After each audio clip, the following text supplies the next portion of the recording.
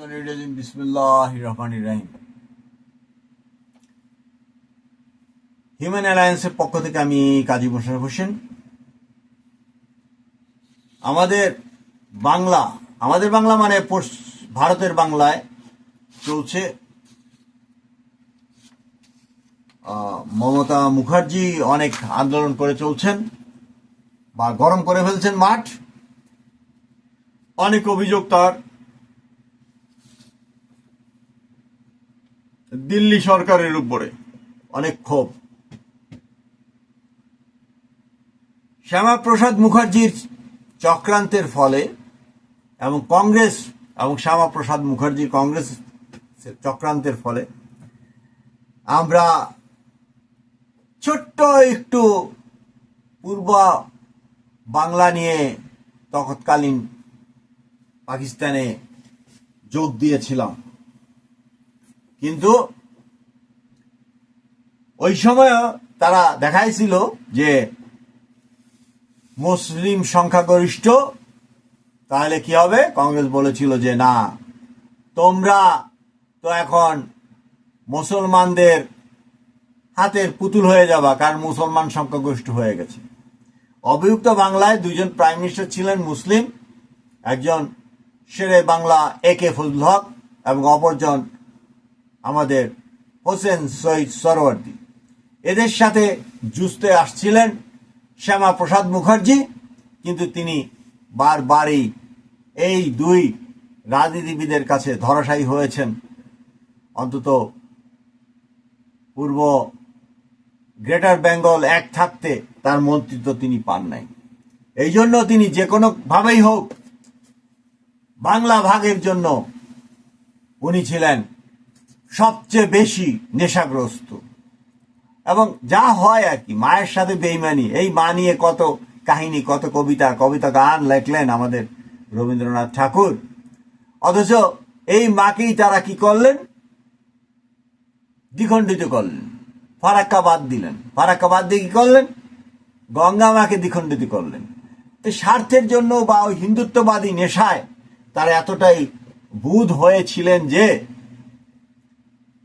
তারা চিন্তাও করেন না এখনকার বাংলা কিছুদিন পরে হয়ে যাবে মুসলিম প্রধান, হয়েও যেতে পারে সংখ্যাগতভাবে আর কি। সে যাই হোক, ওদিকে আসাম, ওদিকে বিহারের কিছু অংশ, এবং এই যে টোটাল পপুলেশনটা যদি যোগ দেওয়া হতো, তখন যদি তারা যোগ দিয়ে কংগ্রেসকে বুঝাতে পারতেন, তাহলে হয়তো অন্য ফল হতেও পারত। কিন্তু না, তা হয়নি। কারণ তারা বাংলা ভাগ করতে হবে, কলকাতা নিয়ে তারা দিল্লির সাথে চলে যাবে। তো কি হয়েছে, দিল্লি আলাদা হয়েছে, ওদিকে সাউথে ওরা সাফার করছে। সাউথ আলাদা তো হিন্দি ভাষা পড়ে না, শেখে না, তারা আলাদা তাদের ঐতিহ্য নিয়ে আছে।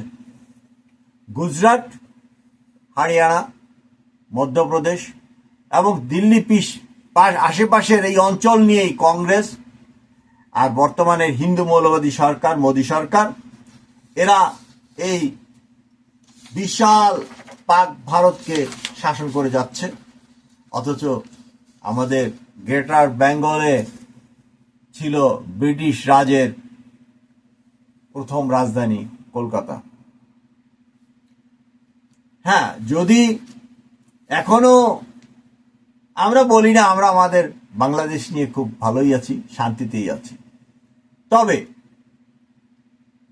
তৃণমূল কংগ্রেসের এই ভদ্রমহিলা, এই মমতা মুখার্জি যদি মনে করেন না আমরা মাছে ভাতে বাঙালি, আমরা ওই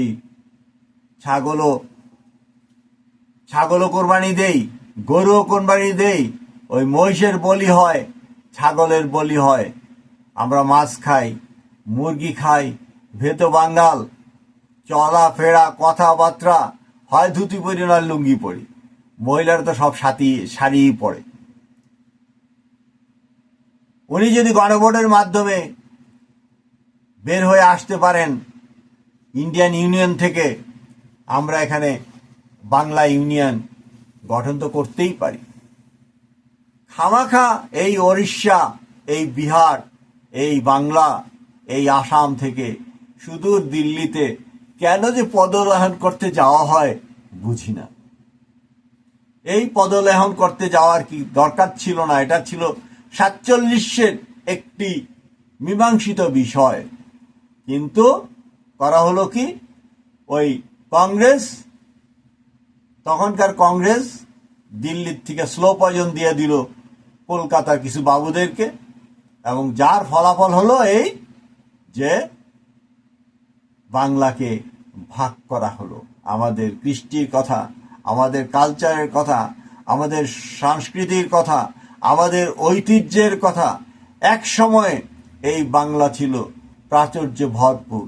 সেই বাংলা কি করলো? শাকসবজি পাতা খাওয়া, ফলমূল খাওয়া লোকদের সাথে যায় একত্র হয়ে এখন বলতেছে এইগুলা নাকি না খাওয়া না যায়। অথচ জন্মসূত্রে আমরা বাঙালিরা কি করি? ওই বাঙালি বৌদ্ধই হোক, বাঙালি খ্রিস্টানই হোক, বাঙালি হিন্দু অথবা মুসলিমই হোক, আমরা ওই পদ্মার মাছই খাই, আমরা ওই বিভিন্ন ধরনের মাছই খাই। বিভিন্ন ধরনের প্রাণী আছে, হয়তো গরুটা খায় না, কিন্তু দেখা গেল ওই বাফেলো খাচ্ছে, ওই অন্য অন্য প্রাণী, মৃগয়া বা হরিণ বা ওই ছাগল, মুরগি, পাখি ইত্যাদি সবই আমরা খাচ্ছি। হয়তো মুসলমানরা কারণে, ধর্মীয় বিধিনিষেধের কারণে আমরা যেমন শুয়োরের প্রতি শুয়োর বা শুকর অশ্রদ্ধাশীল বা আমরা পছন্দ করি না বা আমাদের নিষেধ আছে, আবার খ্রিস্টান সমাজ ব্যবস্থায় নিষিদ্ধ থাকলেও তারাও খায়।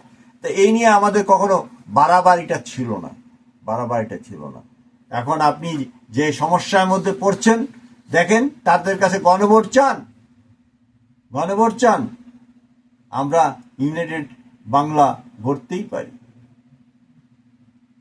পৃথিবীর সকল মানুষ সুখী হোক, এই কামনায় বাংলাদেশ মানব জোটের পক্ষ থেকে আমি কাজী মোশাররফ হোসেন সবাইকে শুভকামনা।